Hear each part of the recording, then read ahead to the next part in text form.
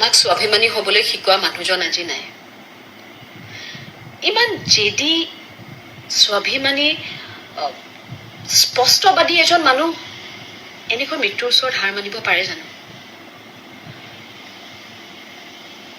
আমি নিৰাশ হলে আপোনাৰ গান গাওঁ, মনত হাহাকাৰ হলে আপোনাৰ গান গাওঁ, আপোনজনক ভাল পাওঁ বুলি ক'বলৈ আপোনাৰ গান গাওঁ, মালৈ মনত পৰিলে আপোনাৰ গান গাওঁ। মই ক্লাছ 8ত পঢ়ি থাকোঁতে তৃষ্ণা টুৰৰ কাভাৰত মোৰ ফটোখন দেখি আপুনি আৰু ৰপচন্দা গৈ আমাৰ ৰহাৰ ঘৰ ওলাইছিলে আৰু মোক দেখি কৈছিলে যে পিটিকলি ক্লাছ 8তহে পঢ়ি আছ, মই ডাঙৰ বুলিহে আহিছিলোঁ, ডাঙৰ হ'লে তই মোৰ হিৰইন হবি দে। আৰু সেইদিনাই মোৰ নিচিনা যদি সাধাৰণ ছোৱালীয়ে মই বিশ্বাস কৰিছিলোঁ যে কেতিয়াবা চাগে ময়ো অভিনেত্ৰী হ'ব পাৰিম। আৰু কিমান মোৰ কপাল ভাল, চাওকচোন এবছৰৰ পিছত আপোনাৰ লগতে প্ৰেম আৰু প্ৰেমত আকৌ অভিনয় কৰিছিলোঁ।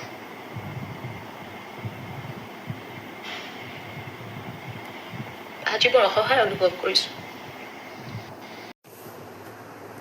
ক'বলৈ আৰু ভাষা নাইকিয়া হৈছে। কথা এটাই মুঠতে, জুবিন দা আমাৰ মাজত সদায় জীয়াই থাকিব। কিন্তু পৃথিৱীখন আমাৰ সকলোৰে উকা হৈ গ'ল। এনেকুৱা লগা হৈছে যেন ক'ৰবাত ৰখি গ'ল। ভাষা নাই আৰু।